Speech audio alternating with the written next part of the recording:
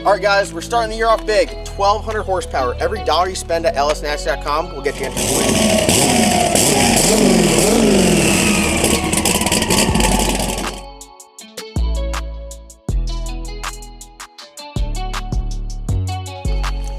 horsepower turbo Trans Am, 91mm turbo, 388 cubic inch LS on HOLLEY EFI, built 400, built rear end, Viking suspension. This thing is a true muffin cap peeler.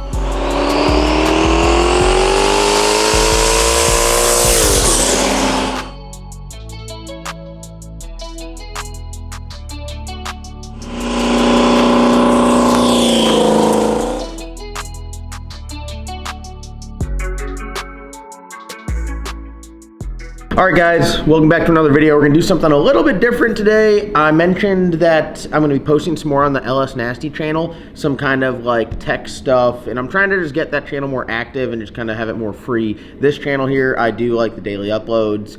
We do the racing, the vlog style stuff. That one I just want to do, like if I want to film like a 2-minute video, I can just put it out there.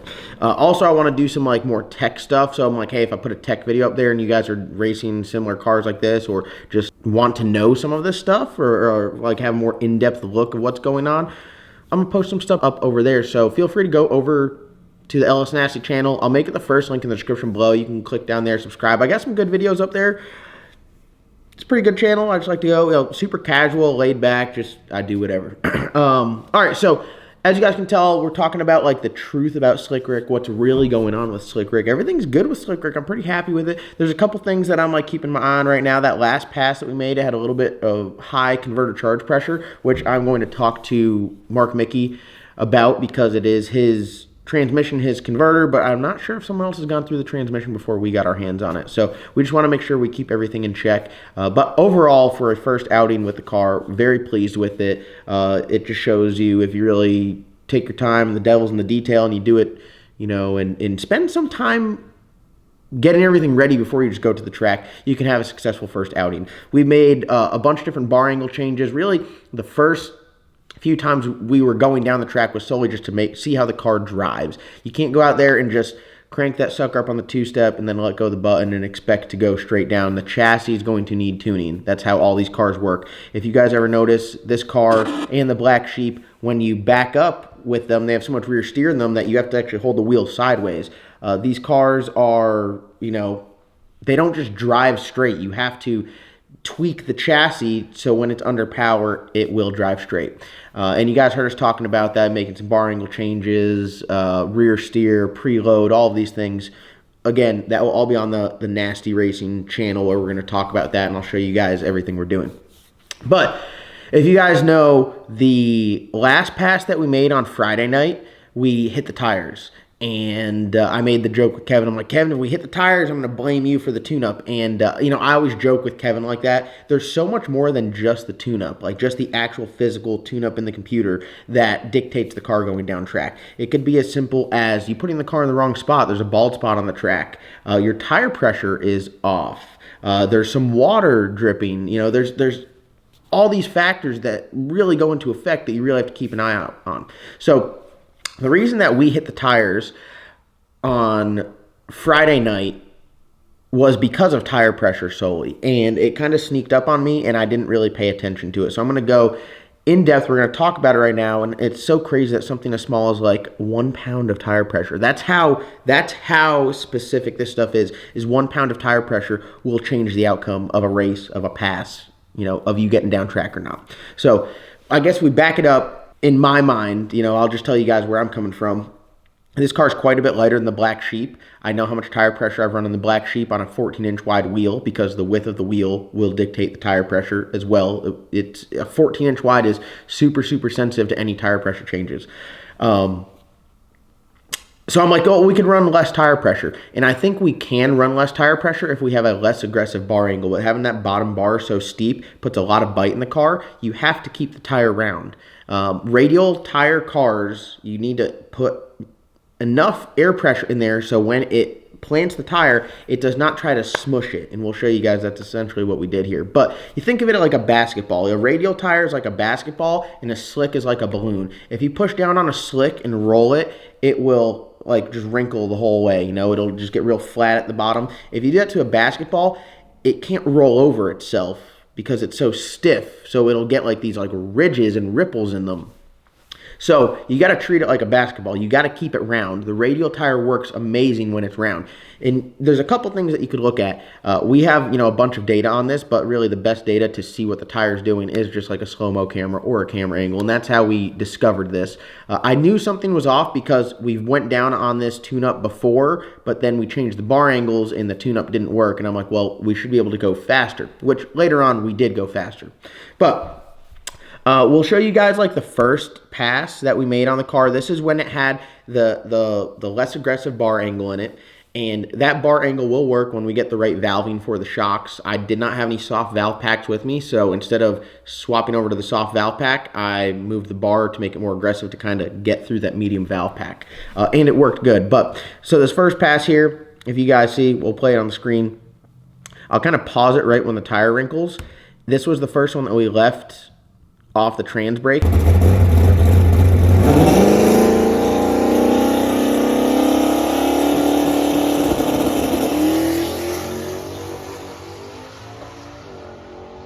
And if you look, where I recommend looking really is like the front bottom corner of the tire. So if you have like the whole tire, you're looking, if you cut it up into like a pie, you're looking like the bottom left, I guess. I don't know. Just look at where the tire wrinkles. You'll see where it wrinkles. So you'll see when it hits, the tire wrinkles up. Everything seems pretty good on that. It stays pretty round. It didn't really crush it. It might be a little bit low on tire pressure because you're starting to get the wrinkles super, super low down on the ground. And again, this is just what I've learned from doing this over time, what's worked for me. Some people might do this completely different. This is just what I've known to be successful. And then, the tire stays wrinkled as you put more power down further out there. You're going to really start wrinkling the tire, and you'll see like some of the pictures of the wrinkle starts going all the way up. But we're just talking about the starting line. It's where you'll have most of your issues with tire pressure. So on that one, really no complaints. The car went down, didn't have much separation in it. No complaints. The tire pressure, it worked. So if we go to the next one, this is when we did not have a lot of bar angle in it either, but this is what's called getting lucky. If we freeze frame it right as we click the button,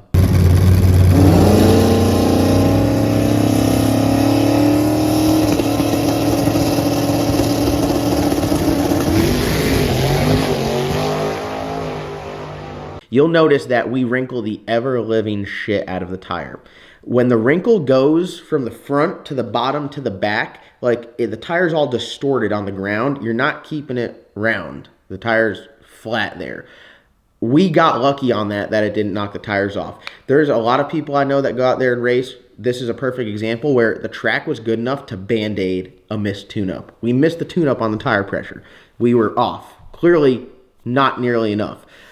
Absolutely destroyed the tire, but the track was good enough that the tire was able to recover. And you could even see if we go a couple frames forward that the wrinkle comes completely out of it. Like, that's not good. And then it comes back in it. That literally the car is bouncing on the tire. The tire is smushed, comes back up. Not ideal. So when we went down on that tune-up, I'm like, oh, that's fine. That tune-up, everything's good to go there. I'll stick that tune-up back in the car. And that brings us to, I believe, later that night. We made the bar angle. Sorry, this would be the next day. That was Thursday night. Now this is Friday. And then we had an aborted run earlier. We hit the tires earlier because of tire pressure, but I didn't pick up on it right then and there. And then we go over here. Like, I got the neon lights on, feeling real good to knock the tires off. It's karma.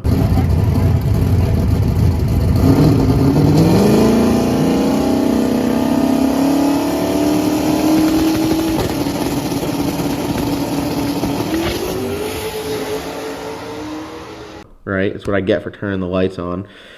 So we got the underglow going, bump in, everything's good to go. And as soon as you click the button, you could see the wrinkle all the way to the bottom, and it starts to wrinkle at the back. And it is just way too much smush on the tire. Not enough tire pressure, didn't keep it round, and it kicked the tire off. Confusing to me at the time because I'm like, dude, what the heck? I know this tune-up went down. But from that tune-up where we got lucky to this tune-up, the tire pressure was off both times, but now I added some more bar angle. It had some more bite in it. It smushed the tire even more. You live and you learn. So we then realized, hey, you know, that sucked, but we need to run more tire pressure. We ended up going, I think, like 1.2 pounds of tire pressure increase. We did that over the next few passes. We put more in it and went down. We looked at the tire and we're like, damn, it still needs more tire pressure. We put more in it. We're like, damn, it still needs more tire pressure. And then we put a little bit more in there, got us up like our 1.2 pounds, and we're like, you know what, the tire looks good there. Power levels will change that. When we're trying to go sub 1 second 60 foot, it's going to hit the tire a whole lot harder. When we're just going, you know, a solid 1.0 60 foot, it's not too bad on the tire, as you guys can see. But I mean, we're big towing in this thing right now. It's got no power in it. So if we were to leave that tire pressure, you know, where it was soft and really try to hit it, you know, we'd be like looking, man, the car can't take it. Man, something's wrong with the suspension, when really it's something as small as the tire pressure. We'll show you guys the last pass that we made when we get the tire pressure right, and the wrinkles stay on the front side of the tire, and the car goes straight down the track.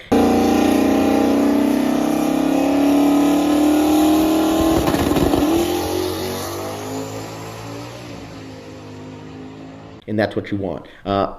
It's crazy, you know, some cars like the Cow, I run like 18.5 pounds of tire pressure because it's this extremely heavy car and it just crushes the sidewall of the tire. You go to a car like the Black Sheep where it's like, it needs like 15.5 on the dot, like 15.6, you know, in that area you're good to go. You go to 15.7, too much tire pressure. You go to 15.4, not enough. So they're super specific and you really got to be on it. And then throw in the factor of, you're like, hey, the left side tire is getting beat down on the sun all day. It's going to have more heat in it. And the right side tire is cool. So the right side tire is going to go up in temp when you do your burnout. And the left side is going to really kind of stay the same because the tire is not going to get too much hotter. So now you have uneven tire pressures. I mean, it's just, there's so much that goes into this. So when you guys comment, I thought it was so funny. I saw someone comment and they're like, man, we got a whole bunch of, you know, RVW racers, chassis guys, and suspension experts in the comments. I love the comments, all of them, good, bad, ugly. Hey, you're a first round duck. Hey, you made it down. I love it.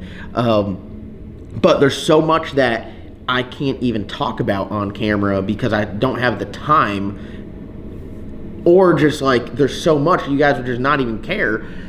That it's so funny, like when you knock the tire off, you know, you're just like, oh, there's so many factors that go into it. You don't know which one it could be. Sometimes the track's just not there. Sometimes the air gets really good and the car just makes a shit ton more power. You have to account for all of this stuff. So that's just like some insight on there. I really thought this was kind of cool because I have the data. I have the videos right in front of you where I could show you guys like, hey, look, you could see it right here. This is why. And this is the same exact tune-up when we fixed it and it went right down. But just the overall experience with Slick Rick is great, and I think it's pretty awesome. The car is at like performing, you know, 10 passes in exceptionally well already, that I could just tell that, you know, hopefully everything continues to work out and kind of align with what we have going on. An absolutely awesome car, and you know, it's been a blast to drive. We're really getting dialed in. It's got all the good stuff on there. The chassis is great. And we got the suspension working like we want to. And now really the only thing left is just a little bit of testing, really dialing in launch strategy. And I guess we could talk about that real quick. If you guys, we'll play a couple videos just like full on. We'll just play them start to finish. I'll let you guys hear how the motor sounds. It's leaving 4,400 RPMs, 7 pounds of boost. And it just kind of like runs on motor for a little bit.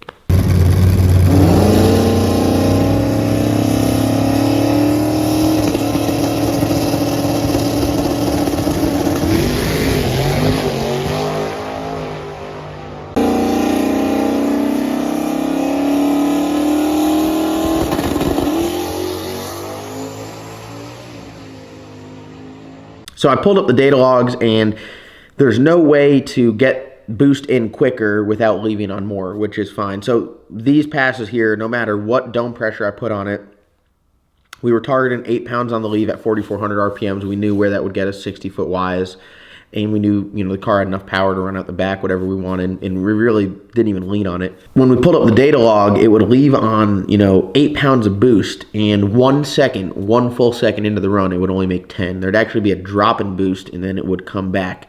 And pretty much what happens is the turbo is just so big, you can't get it lit off. You can't get it spinning fast enough to make enough boost. So the remedy for that is, you know, a pretty aggressive launch strategy. The same one that we use in the Black Sheep works really well, where we're going to leave on a little bit higher. For this instance, because the turbo's so big, we're going to leave on a little bit higher RPM to get the turbo spooled up. We're going to leave on way more boost. So we're talking about doubling the boost at launch. And then you control all of your power management via timing.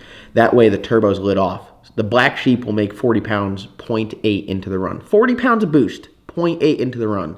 This thing here, it never made 40 pounds of boost the whole time. So when we leave like that, we will already have the turbo lit off. It'll already make more boost, and then we could just sprinkle in the timing where we want the power. It's instant power. You're not waiting on boost to come in. You're not waiting on the turbo falling behind, you know, your dome. So I think that's just going to come with a little bit of time and testing and tinkering with it. We were leaving this way because we needed to figure out the chassis first. So now that I think we got pretty close on the chassis, we can go in there and give it some juice and see if we can really get that 60 foot down, see how the car reacts to more power, see if we can get that turbo lit off. And then we've already went some really fast 330 times.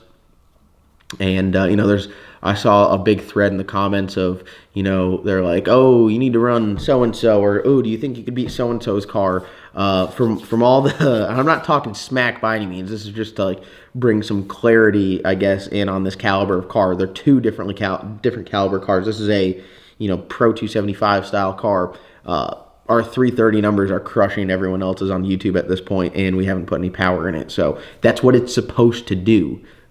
This car is supposed to be a, you know, badass car, go really fast, be as fast as you can go on a 275, and we plan to do that. So, you know, I'm happy with it. I got no complaints to go out there with a car brand new, first time.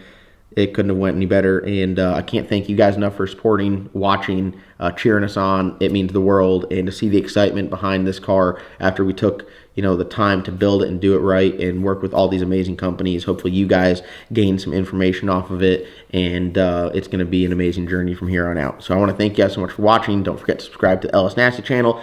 Go down to lsnasty.com to get entered to win our Turbo Trans Am, and we'll see you guys in tomorrow's upload. How about that?